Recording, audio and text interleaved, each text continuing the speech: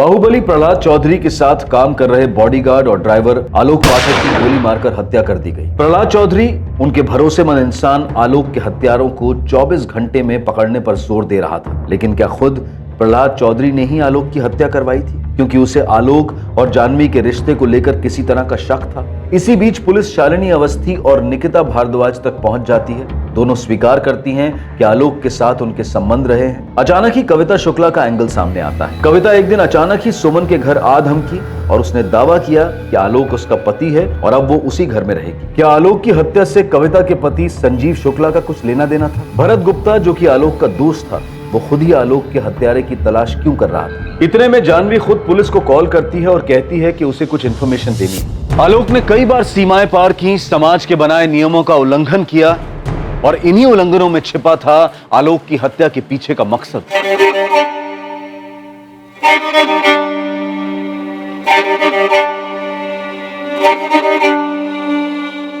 9:30 बज रहे, हमारा कॉलेज 4:30 बजे खत्म होगा। उससे पहले हमें किसी भी हालत में वापस पहुंचना होगा। ठीक है, अंदर बैठो जानवी।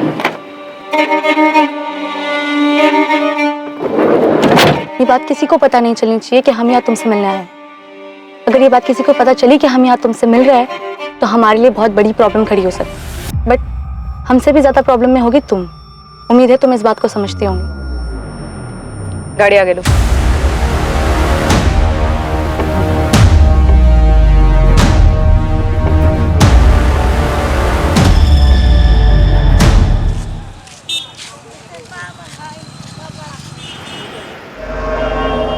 क्या ये पूछताछ आलोक पाठक के कत्ल के बारे में? अच्छा है तुम पहले ही समझ गए कि हम तुमसे और तुम्हारी पत्नी कविता से क्यों बात करना चाहते हैं। साहब ये 1 साल पुरानी बात है। गड़े मामले निकालने से कोई फायदा नहीं होगा। गड़े मामले गड़े मुर्दे की तरह होते हैं संजीव शुक्ला।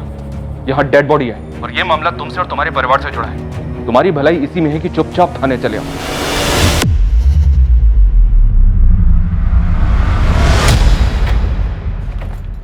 ये जो तुम और भरत मिलकर हमारे खिलाफ कर रहे हो ना, सब समझते हम।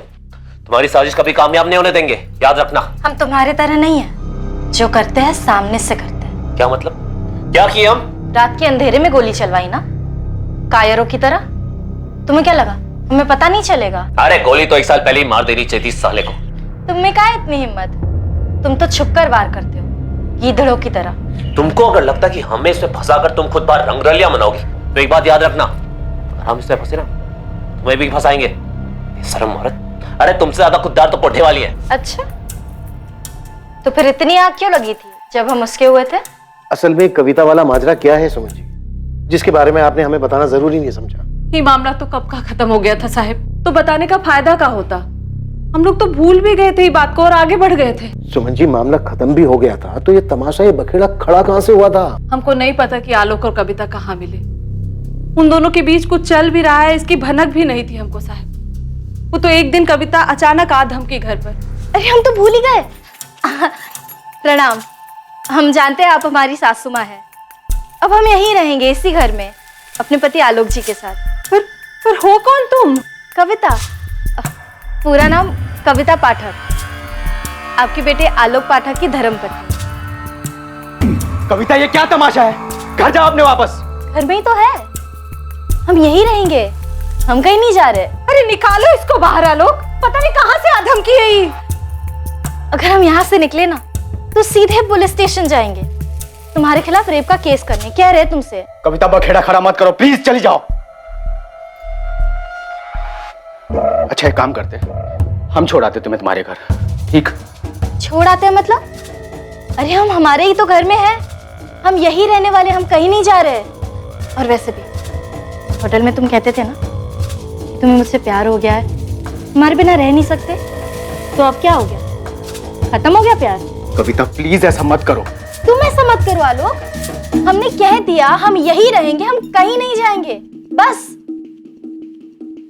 देखिए सासू माँ, हम बहुत अच्छी बहू बनकर रहेंगे, घर के सारे काम करेंगे, खाना बनाएंगे, आपके पैर दबाएंगे, आपके बालों में तेल भी लगाएंगे। लेकिन हाँ, हम घर छोड़कर नहीं जाएंगे। हम आलोक से बहुत प्यार करते हैं, आलोक बहुत अच्छे हैं, बिस्तर में भी और ऐसे भी।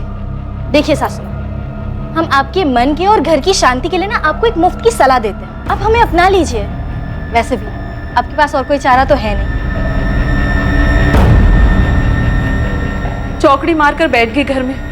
और जब आलोक ने हमको ये बताया कि पहले से शादीशुदा है तो हमने तो होश उड़ गए साहब। हमको खुद समझ में नहीं आ रहा था कि कैसे पीछा छुड़ाए उस चुड़ैल से। क्या कर बैठे तुम आलोक? हम नहीं जानते थे कि हमारे ऐसे गले पड़ जाएगी। इतनी घिनौनी हरकत किसी और की पत्नी के साथ, शर्म नहीं आई तुमको? तुमको तो कहते हुए भी शर्म आ रही है। सोचा है कभी इसका परिणाम क्या होगा? बढ़िया है पिंकी के पति को सबक सिखाने, उसको पीटने चले थे और क्या भाषण दे रहे थे उसको, अपने दायरे में रहो और तुम्हारा कोई दायरा नहीं है। हम जानते हैं हमसे गलती हो गई है। अरे मती मारी गई थी तुम्हारी।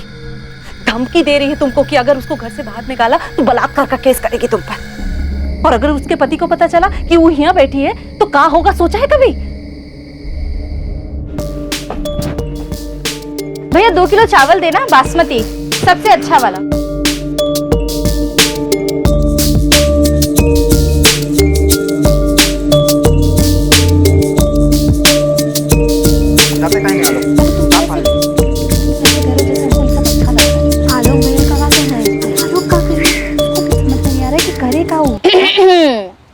हेलो। अब वैसे अगर हमारे पीठ पीछे हमारी बुराई करके पेट ना भरा हो तो हमने खाना बना दिया है। खाना खाने चले? माँ जी, पिंकी दीदी, जीजा जी चलिए ना। ये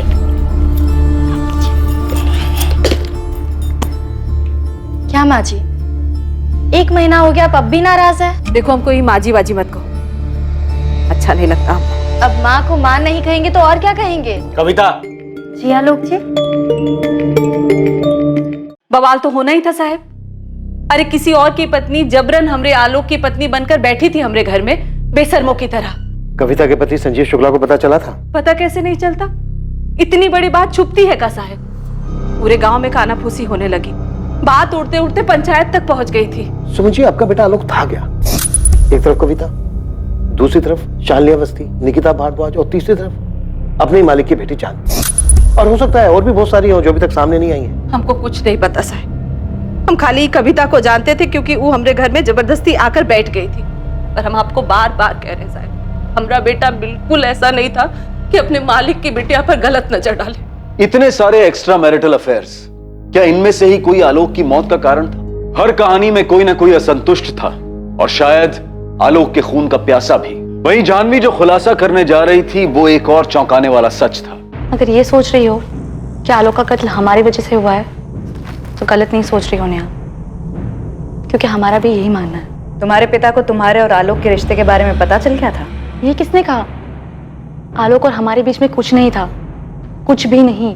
तो फिर तुम्हारे पिता को वहम हुआ होगा कि कुछ है तुम दोनों के बीच, क्योंकि हमें जानकारी मिली है कि तुम्हारे पिता आलोक से नाराज थे। आलोक ने ये बात उस औरत को बताई है जिसके साथ उसका अफेयर था। तुझ पे भरोसा किया, अपने बेटे से बढ़कर माना और तूने हमारी पीठ पे छुरा भोंक दिया। क्यों? हमसे बहुत बड़ी गलती हो गई मालिक। ऐसा नहीं है कि हमारा इरादा आपको धोखा देना था। तो क्या इरादा था?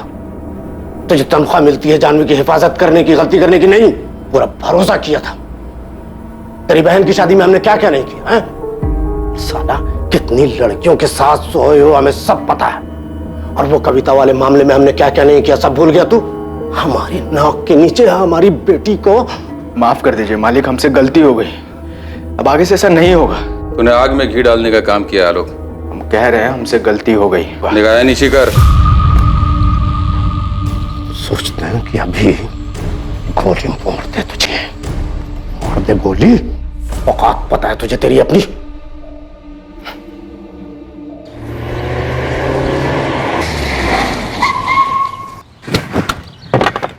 जानवी, हमने तुमको पहले भी चेतावनी दी थी ना। तुम्हें हमेशा गलती अपने सर पर लेने की जरूरत नहीं है, हम देख लेंगे। और ये क्या तुम पापा को हर बार सफाई देते रहते हो? हाँ, सबकी जरूरत नहीं है, प्लीज। हमने तुम्हारे पापा को कुछ भी नहीं बताया है। तुमने हमको तुम्हारे और तुम्हारे पापा के बीच की वफादारी के दलदल में झोंक दिया है। पहले भी कहा था दूर रहो इन सब से। आलोक और हमारे बीच में कुछ भी नहीं था, कुछ भी नहीं, क्योंकि यहाँ बात थी रवि की। रवि? ये रवि कौन है? रवि हमारा बॉयफ्रेंड है जिससे हम प्यार करते हैं।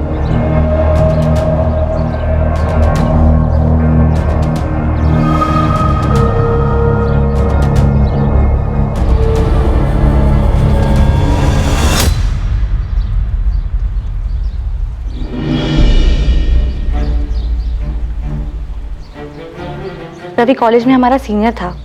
हम लोग एक दूसरे को पसंद करते थे। हम सबसे छुप के एक दूसरे से मिलते थे। सिर्फ आलोक ही इस बात को जानता था। तुम हमें धोखा तो नहीं दोगे ना आलोक?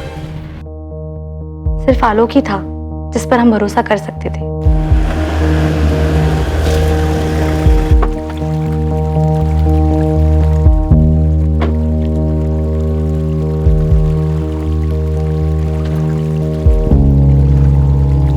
जानवी, तुम जानती हो रवि क्या है।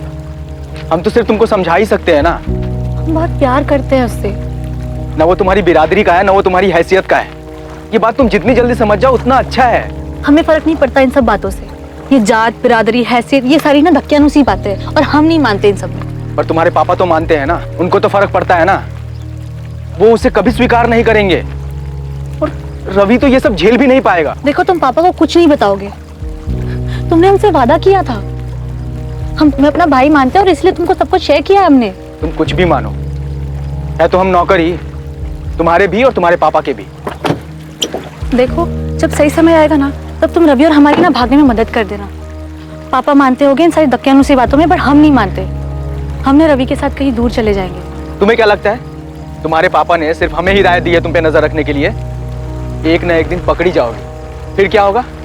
पहले रवि मारा जाएगा और फिर हम कहीं मरे हुए मिलेंगे। क्लास में ही थी या कहीं और? हम क्लास में ही थे। ठीक है, पूछ लूंगा। हमें तुम्हारी और रवि की बहुत फिक्र है। रवि बिल्कुल हमारे जैसा है, गरीब। उसके ऊपर भी परिवार की बहुत सारी जिम्मेदारियां हैं और वो सबसे भागकर सिर्फ तुम्हारे पीछे लगा हुआ है। 23 का है, 24 देख भी नहीं पाएगा वो, और इसकी जिम्मेदार तुम होगी। तुम तो जानती हो ना अपने पापा को। फिर मदद करो हमारी भागने में। कहाँ जाओगी भाग के? तुम्हारी किस्मत में ना बड़े घर में पैदा होना लिखा है, वहां से निकल पाना नहीं।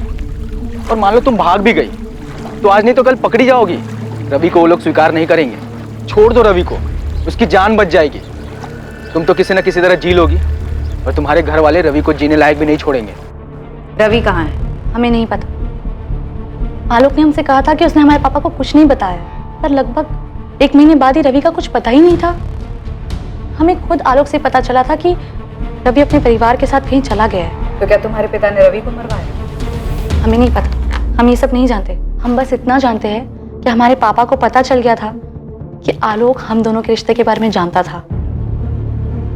आलोक हमें कभी धोखा नहीं दे, वो तो बस अपना वादा निभा रहा था। और रही बात हमारे और आलोक के रिश्ते की, तो हम सिर्फ अच्छे दोस्त थे। हमारे इतने करीब रहकर भी हमेशा हमसे दूरी बनाए रखता था। उस दिन जब हमें छोड़ने आया रात को, उस वक्त पापा ने जिस अंदाज से हमें कहा पूछ लेंगे, तब हमें लगा कि कुछ तो गड़बड़ है।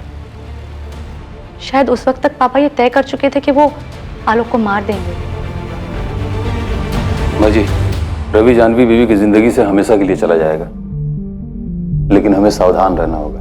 रवि के जाने का ये कतई मतलब नहीं कि कोई दूसरा रवि जानवी बीवी की जिंदगी में नहीं आ सकता। आप उस आलोक के लिए कुछ ज्यादा ही भावुक हो रहे हैं। मानते हैं उसको औलाद से ज्यादा आप सम्मान दिए, प्यार दिए, लेकिन है तो वो नौकरी ना।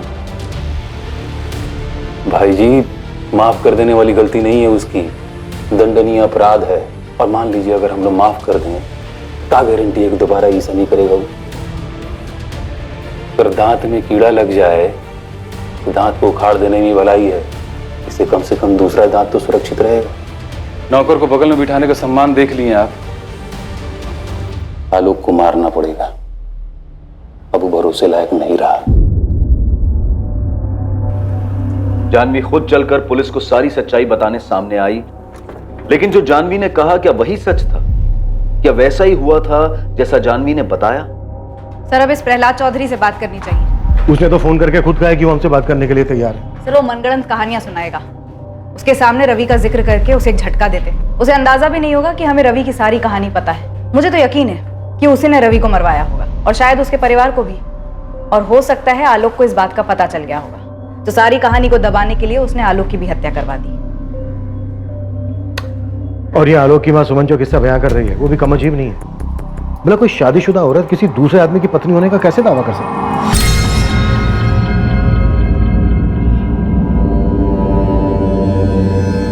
एक मुर्दे के पीछे इतने गड़े मुर्दे उखड़ रहे हैं। एक आदमी का कत्ल होता है और उसके पीछे इतनी सारी कहानियां। सर, आलोक के दोस्त भरत को भी कस्टडी में ले लिया है। सर ऐसा तो नहीं हो सकता कि इस माँ की कहानी में इस भरत को कुछ भी ना पता हो। और पासवान सर कविता और संजीव शुक्ला से बात कर रहे हैं, तो जल्दी सच सामने आना चाहिए।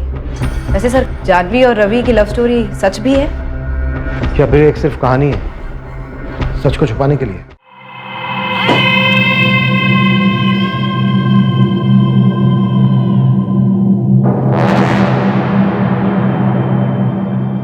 अरे हम जब कहे कि हम खुद आते हैं तुम्हारे पास इंस्पेक्टर, तो तुमने मना कर दिया। अब क्या जरूरी काम आन पड़ा? हाँ, क्योंकि अचानक ही एक रात को आपके सबसे चहेते वफादार मुलाजिम आलोक की हत्या हो गई। कड़ियां जोड़ रहे थे अब तक हम प्रहलाद जी, अब जुड़ चुकी हैं। आप खुद ही आ जाएंगे तो बेहतर रहेगा। अब क्या पता लग गया घनश्याम इनको? कुछ समझ में नहीं आ रहा भाई जी। साला ये इंस्पेक्टर को तो तेवर ही बदल गए हैं। जरा पता करो रवि कहाँ, कहीं उसने तो मुंह नहीं खोल दिया।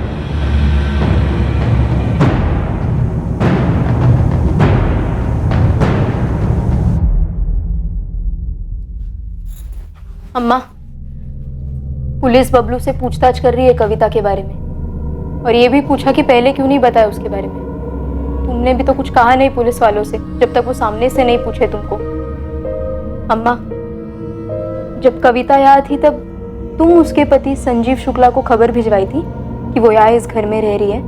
सीधे सीधे काहे नहीं कहते कि तुमको लगने लगा है कि आलोक की हत्या में हमारा हाथ है?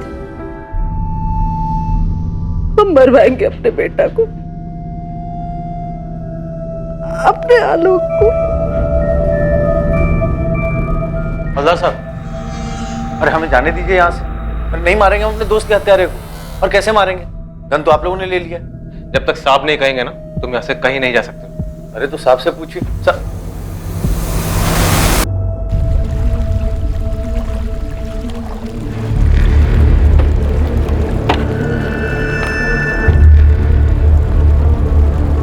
दोस्ती का मतलब समझते हो तुम? इतना समझते हैं कि संजीव शुक्ला को हम संभालें।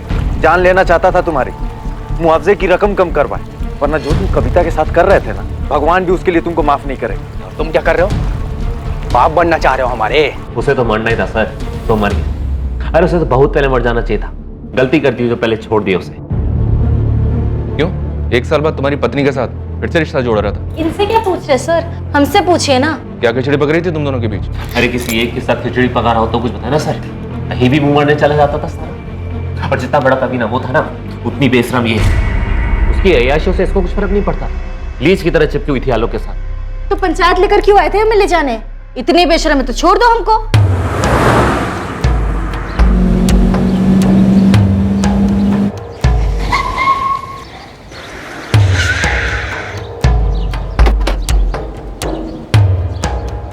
कौन है आप लोग?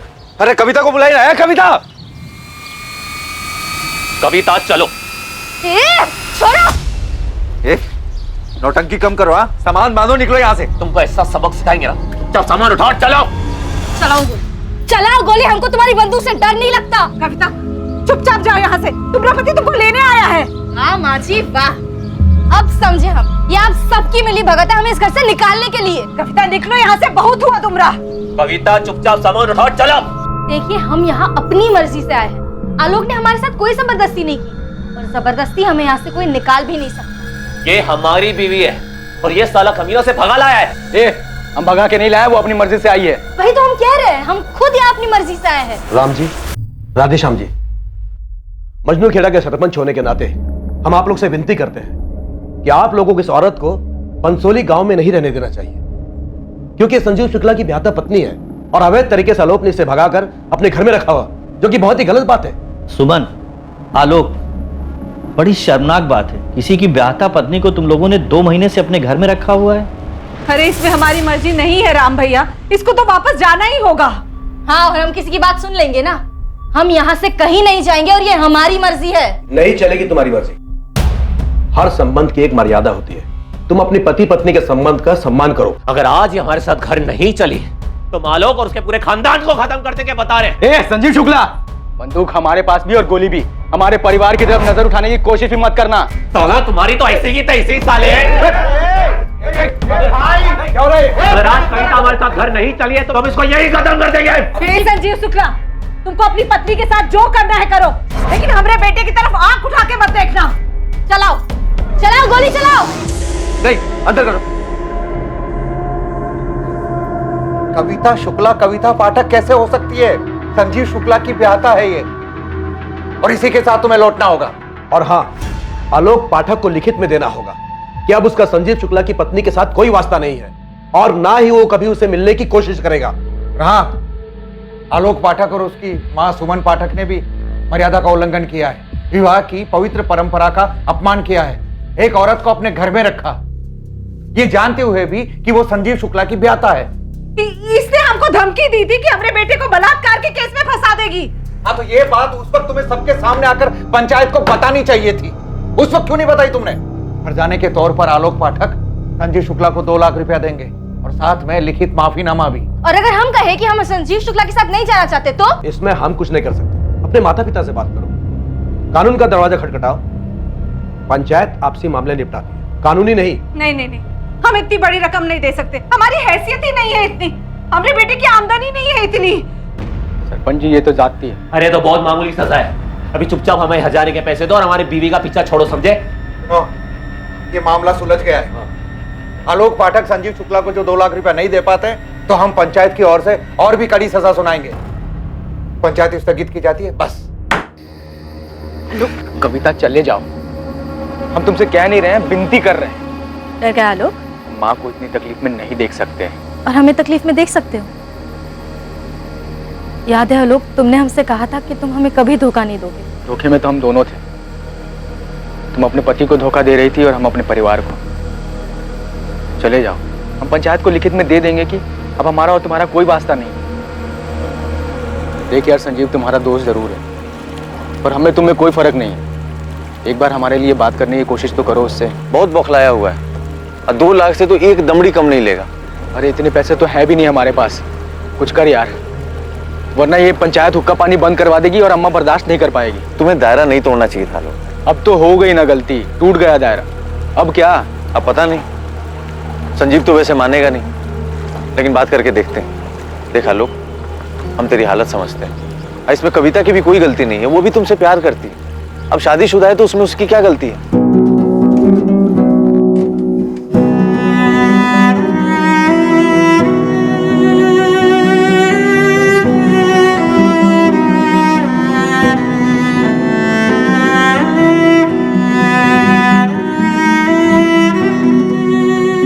ये भरत गुप्ता तुम्हारा दोस्त है ना संजीव? दोस्त नहीं, दुश्मन है सर। उसकी पैरवी पर हट जाने की रकम हमने 1/4 कर दी थी। 2 लाख की जगह 50 लाख में मान गए थे। बाद में पता पड़ा दोनों दोस्त बन गए। उस आदमी से दोस्ती कर ली जो हमारी बीवी को भगा ले गया था, दोगला साला। वो नहीं भगाया था, हम खुद गए थे। अरे कायदे से तुमको आलोक को उसी वक्त मार देना चाहिए था। कायदे से तो हमको भी तुमको मार देना चाहिए था, पर अभी देर नहीं हुई है और ना ही हम बदले हैं। 1 मिनट, आदमी का मर्डर हुआ है। इसी ने मारा होगा सर आलोक को। अरे काश हमने मार दिया होता उस वक्त। फिर कोई बात नहीं, अब मर गया ना। संजीव, तो क्या मैं ये मानूं कि तुम अपना जुर्म कबूल कर रहे हो? जो मानना है मान लीजिए सर। आलोक मर गया, हमारे लिए उतना ही काफी है। उसकी हरकतें ऐसी थी, कोई ना कोई तो मारता ही उसे, और कोई और ना सही भरत नहीं मारा होगा उसे। दोनों गनमैन थे सर, और दोनों की दोस्ती भी हो गई। आलोक ने भरत की किसी लड़की पर हाथ डाल दिया होगा, इधर उधर मुंह मारने की आदत तो थी उसकी। फिर क्या जला दी गनमैन ने उस पर गन। मतलब अभी तो जो कुछ और नहीं मिला तो तू भरत पे गूगली फेंक रहा है। सर खिलाड़ी तो भरत है, ये गुगली उसी ने फेंकी होगी। ये बात तो तय थी कि गुगली इन्वेस्टिगेशन पर फेंकी जा रही थी और शुरुआत से यही हो रहा था। चाबी? आलोक, कल सुबह कॉलेज के लिए ना 9 बजे निकलेंगे, ठीक है? एक और गुगली थी जो जानवी के पिता बाहुबली प्रहलाद चौधरी फेंकने वाले थे। क्या वाकई ये सिर्फ एक गुगली थी या फिर आलोक की हत्या से जुड़ा एक सच?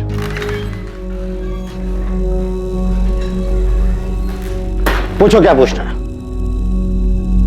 सारे जवाब सोच के आए होंगे आप तो। समय बर्बाद मत करो, बहुत कीमती समय होता है हमारा, समझे?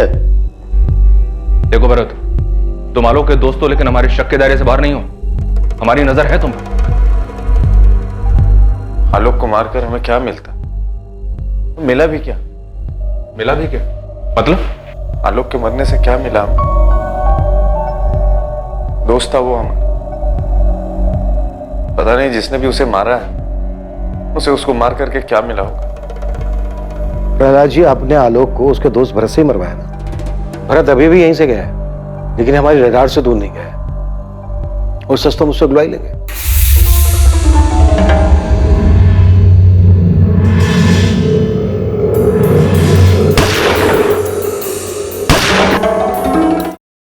यही हुआ था, है ना? नौटंकी कर रहे हो तुम। हमको पहले ही दिन से मालूम है कि आलोक को किसने मारा। हमसे पूछो तुम। तो खुद आके बता देते प्रहलाद जी कि किसने मारा है आलोक को। और वैसे भी अभी भी कोई देर नहीं हुई है, आप बता दीजिए। आपकी गुगली फेंकने का इंतजार कर रहा हूं मैं। ऐसी की तैसी गुगली की, हमें बाउंसर पे बाउंसर दिए जा रहे हो। हमारा नाम जबरदस्ती घसीट रहा है ऐसे मामले में जिससे हमारा कोई लेने का देना नहीं है। और ये साला इंटरनेट लोग थू कर रहे हैं कि प्रहलाद चौधरी का हाथ है इस केस में। ये आलोक पाठक, उसके मर्डर से तुम्हारा ये डिपार्टमेंट हमारा नाम जोड़ रहा है, हमारी छवि धूमिल कर रहा है और हमारी बेटी को हमारे खिलाफ भड़काकर इंटरोगेट कर रहा है। क्या हमें पता नहीं है? कमाल का एंगल ढूंढ रहे हो तुम लोग। इस छछुंदर को मारने के लिए इतना बड़ा षड्यंत्र रचेंगे हम, अपनी छवि खराब करेंगे, सोचो। और रवि, आपकी बेटी जानवी का बॉयफ्रेंड रवि, उसका क्या किया? अबे क्या बॉयफ्रेंड, 2 कौड़ी का लौंडा औकात थी उसकी। रवि को तो हम पहले ही ठिकाने लगा दिए हैं। कहाँ गाड़ा रवि? वाराणसी में है लौंडा, गाड़ा वाड़ा नहीं है, सेटल कर दिया उसको। सुनो बालक, हम तुम्हारे लिए बनारस में नौकरी का प्रबंध कर दिए हैं, घर भी ले लिए हैं किराए पे और 1 साल का हम किराया भी भर दिए। तो अब जितना जल्दी हो सके ये सब प्रपंच समेटो और तत्काल जाके बनारस में विस्थापित हो जाओ। समझ रहे हो? नया घर, नया नौकरी, नया नंबर, और जो रहेगा हमारे पास। दूसरी बात, जानवी बेबी से दूर रहना, न बात करने की कोशिश करना, न मिलने की। पल पल की खबर रखेंगे तुम्हारी हम। और आखिर और महत्वपूर्ण बात, नजर हटी दुर्घटना घटी। अरे रवि को जब हमने प्यार मोहब्बत से निपटा दिया तो आलोक को मारने की क्या जरूरत थी? इसलिए कि रवि के बारे में उसने नहीं बताया। अरे साला को औकात दिखा दिया, मारते क्यों? इसने कहा था घनश्याम ने कि मार दो साले को। हम बोले भाई जी को लड़का दगाबाज है, आप सपोले को दूध पिला रहे हो, आज नहीं तो कल डसेगा। लेकिन भाई जी दयालु हृदय वाले, बोले मत मारो, जाने दो। इंस्पेक्टर, लड़का बुरा नहीं था आलोक, हम जानते हैं। इमोशन में आके हमारी लड़की का साथ दे गया। अभी आपने कहा था कि आपको पहले दिन से ये बात मालूम थी कि आलोक को किसने मारा है। जानना चाहोगे? बिल्कुल। रवि ने मारा आलोक को। गुगली नहीं है, हमारी बेटी जानवी। क्या करें, खून तो हमारा ही है ना। उसी ने प्लान किया होगा और करवाया होगा रवि से। सोचो।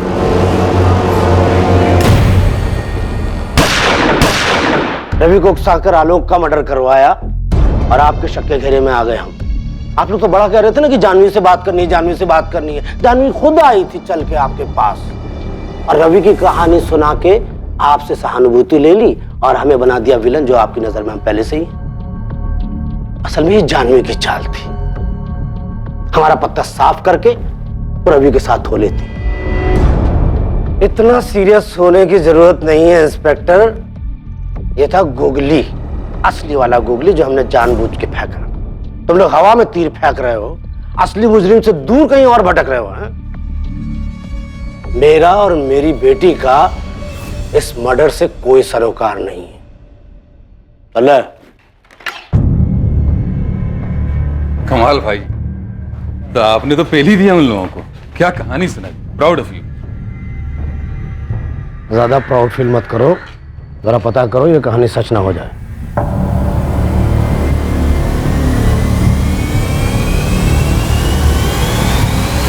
सर, हमारे पास आलोक के आसपास के सारे पहलू हैं। अब इसके बाहर भी कुछ हो सकता है क्या? आजा मुश्ताक, क्या खबर लाया भाई?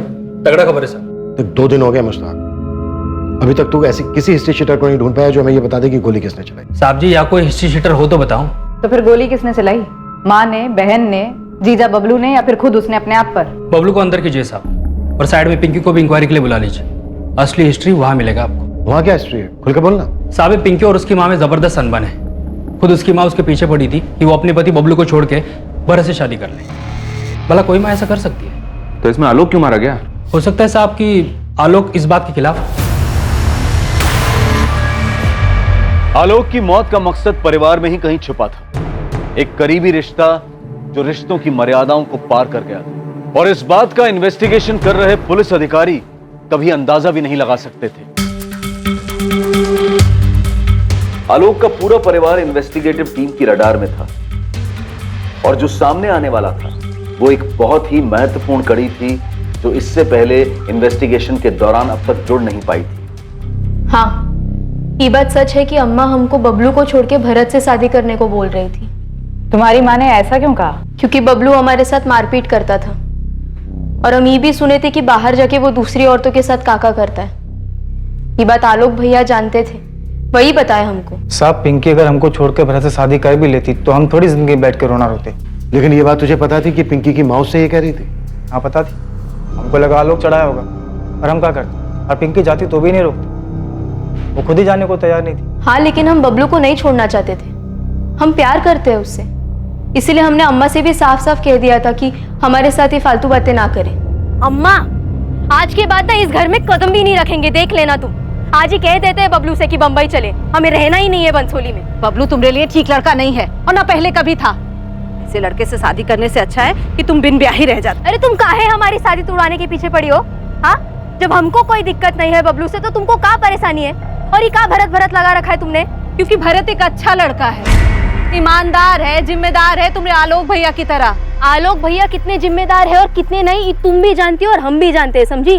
बबलू को नसीहत देते हैं कि दायरे में रहे, और खुद के दायरों का इसीलिए आज वो कविता सर पे चढ़ के नाच रही है उनके।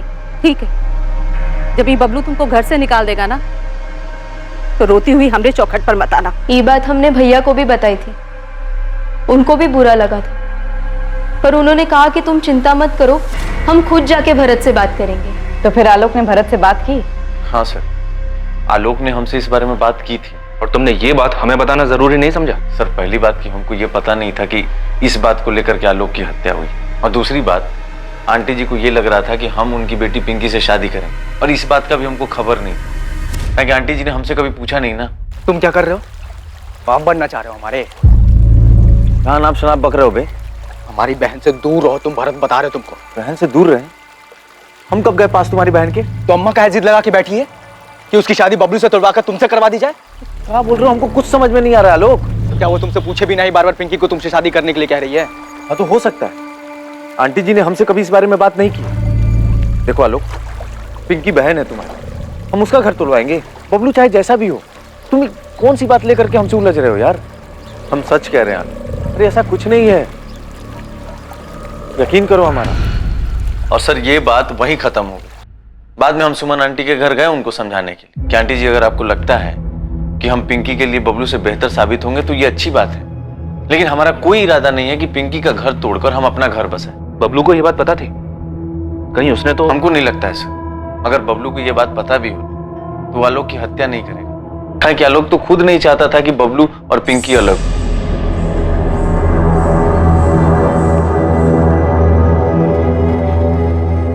बबलू, आलोक भैया ना अम्मा से झगड़े होंगे और उनसे कहा होगा कि हमारी जिंदगी में दखल अंदाजी ना करें। तो क्या इतनी सी बात पे अम्मा जी आलोक को मरवाए होंगे? हमें नहीं पता, पर हमारी कुछ समझ में नहीं आ रहा है।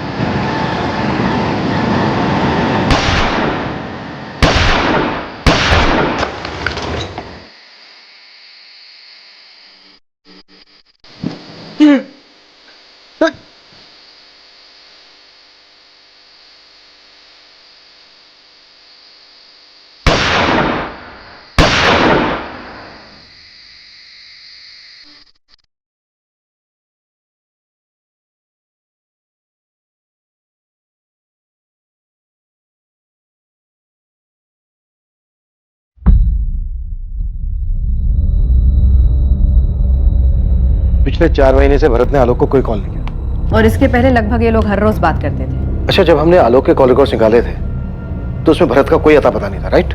राइट सर, क्योंकि हम सिर्फ पिछले 3 महीनों के कॉल रिकॉर्ड्स देख रहे थे, और इनकी बातचीत बंद हुए तो 4 महीने हो चुके। दरअसल इसका पता हमें खबरी मुश्ताक से लगा। भरत का कहना है कि उसके और आलोक के बीच सब कुछ सुलझ गया था। क्या कारण हो सकता है कि 4 महीने तक दोनों ने आपस में कोई बातचीत नहीं की?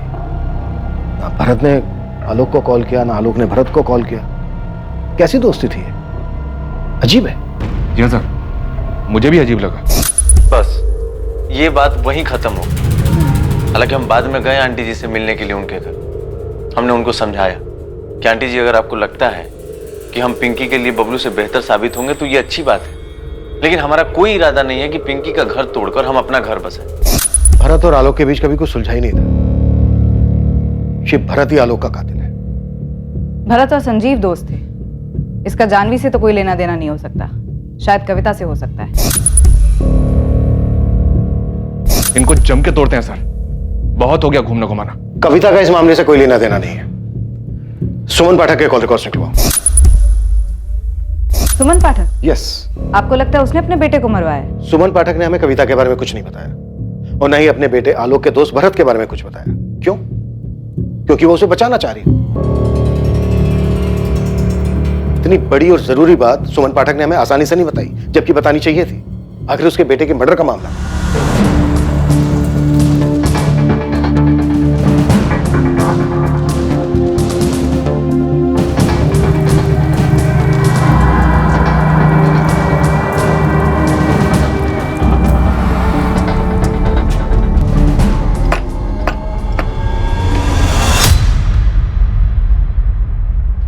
मर गया वो।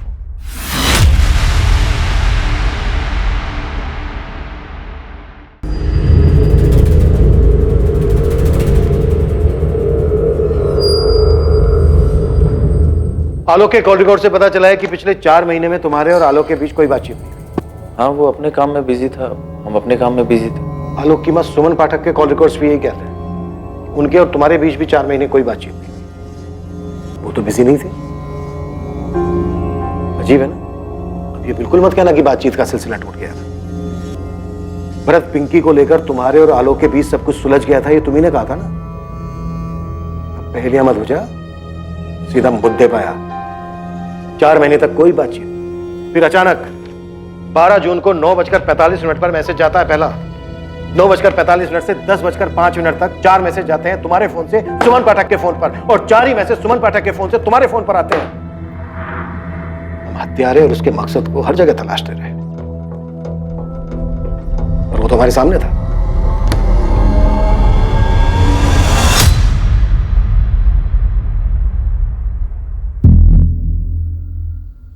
बैठिए।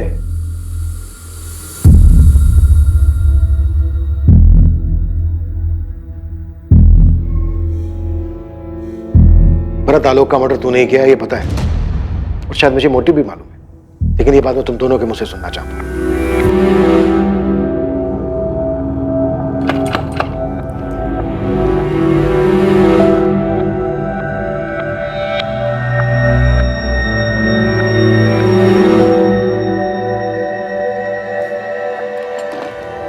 कविता वाले मामले के बाद भरत आलोक की जिंदगी में आया, उन दोनों की दोस्ती हो गई, और इस तरह भरत हमरे भी जिंदगी में आ गए। और हम जान ही नहीं पाए कि भरत सिर्फ हमरी जिंदगी में आने के साथ साथ कहीं आगे बढ़ चुका था। वो अब हमरी जिंदगी का हिस्सा बन चुका था। अगर आलोक को ये बात पता चली ना, पता नहीं क्या करेगा वो। ये तो हम भी नहीं जानते भरत, क्या जवाब दें हम तुमको। हम रोज रोज यहाँ नहीं आ सकते, कहीं किसी ने देख के गणित बिठा दिया ना, बहुत घबराहट होती है हमको। अरे क्या सोचेगा? यही सोचेगा कि आलोक का एक दोस्त उसकी माँ से मिलने आ रहा है, और क्या। हाँ, लेकिन ऐसे कब तक चलेगा सुमन? क्या बोले तुम? सुमन? अच्छा लगा हमको। तुम एक काम काहे नहीं करते, पिंकी से शादी काहे नहीं कर लेते? वैसे भी वो बबलू कोनो काम का नहीं है। तुम अपना बेटी का घर तोड़वाना चाहते हो? तो इस तरह तुमरे यहाँ आने पर कोई सवाल नहीं करेगा ना? नहीं रह सकते हम तुमरे बिना। तो भरत की पिंकी से शादी करवाने का मकसद कुछ और ही था। ये शादी पिंकी के लिए नहीं, बल्कि खुद के लिए करवाई जा रही थी। क्या आलोक इस बात को जानता था, या इस बात का उसके सामने खुलासा होने से पहले उसकी मौत हो गई?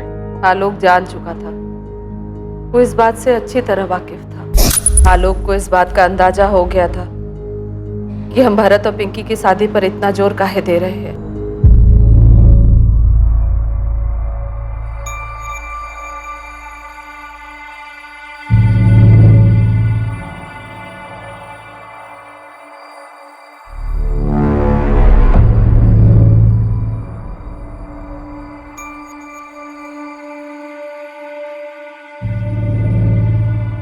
तुम क्या कर रहे हो? बाप बनना चाह रहे हो हमारे? कहाँ नाप शनाप बक रहे हो बे?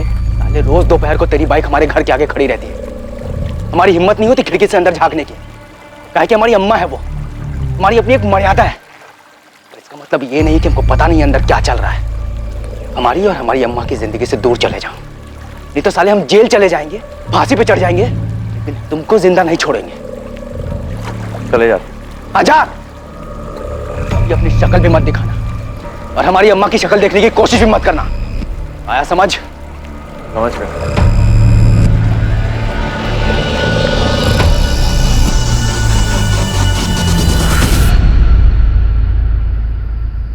आलोक आओ खाना खा लो।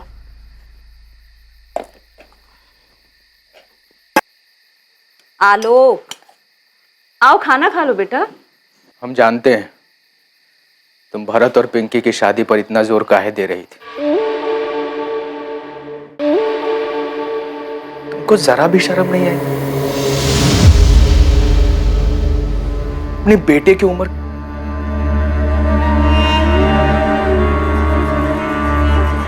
तुमने हमारे बारे में नहीं सोचा? पिंकी को पता लग गया तो, लोगों को पता लग गया तो हम बाहर किस मुंह से जाएंगे? ना हमारे बारे में सोचा, हमें कहीं का छोड़ा। आज के बाद भारत यहां कभी नहीं आएगा और ना तुम मुझसे कभी मिलोगी। जब हमारे बेटे ने बार बार हमसे कहा तुमको शर्म नहीं आई माँ, तो हम क्या करते? उस वक्त हमने कुछ कहने से उस पर कुछ असर होने वाला था का? हमको पता ही नहीं था कि हम ये बात आलोक से कैसे कहते। जब वो हमारी गोद में आया तो हम सिर्फ 16 साल के थे और जब पिंकी पैदा हुई तो 19 साल के। हम ये बात कैसे कहते उससे कि हम उन दोनों की माँ होने के साथ साथ एक औरत भी तो थे। हाँ, हमको शर्म आती थी साहब, बहुत शर्म आती थी, पर क्या करते? जब शर्म के आगे शरीर की जरूरत आ जाए तो खुद को रोकना बहुत मुश्किल हो जाता है। हमने अपने अंदर की नैतिकता की हत्या कर दी थी, पर चाहते थे कि हम उसी दायरे में रहे जो समाज ने विधवाओं के लिए बनाया है। पर हमारे दिल को गंवारा नहीं था। तुम्हारी शारीरिक जरूरतों, नैतिक मूल्यों पर सवाल या निशान लगाने का मुझे कोई हक नहीं, और ना ही मुझे ये हक है कि मैं तुम्हें सही या गलत कहूं। पर तुमने अपने ही बेटे का मर्डर करवाकर एक इंसान होने के मूल्यों को पीछे छोड़ दिया। पर तब ये समझ पाना मुश्किल था साहब कि हमको जो चाहिए वो हम कैसे पाए। इसीलिए हमको जो ठीक लगा हम कर दिए। तुम्हारी बहुत याद आ रही है भरत। हमें भी। तुम्हें देखने का मन कर रहा है। आलोक या तो हमें मार डालेगा या तुम्हें।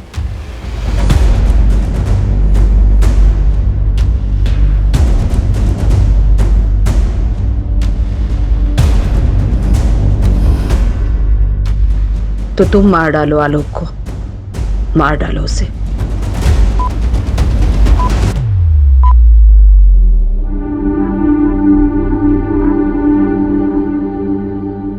जुर्म के पीछे का मकसद और जुर्म को अंजाम देने वाले नाम ने ना सिर्फ आलोक की बहन पिंकी को सदमे में डाल दिया, बल्कि इस बात ने इस केस से जुड़े सभी संदिग्ध लोगों को भी झटका दिया। हर उस इंसान को जो आलोक की हत्या के मामले में पुलिस की रडार में था,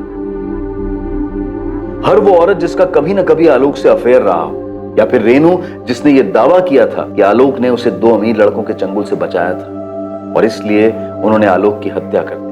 सभी इस खुलासे से बेहद हैरान थे। इस बात का जवाब देना कभी भी आसान नहीं रहा है कि कोई क्यों समाज के बनाए नियमों का उल्लंघन करता है, समाज के बनाए दायरे को पार करता है। मन की आजादी और शारीरिक इच्छाओं को आप या हम कैद नहीं कर सकते हैं, और यही विरोधाभास दुविधाओं को जन्म देता है। क्या पुलिस, कानून व्यवस्था इस तरह के निजी मामलों में कोई भूमिका निभा सकती है ताकि मर्डर जैसे जघन्य अपराध होने से बचाए जा सके?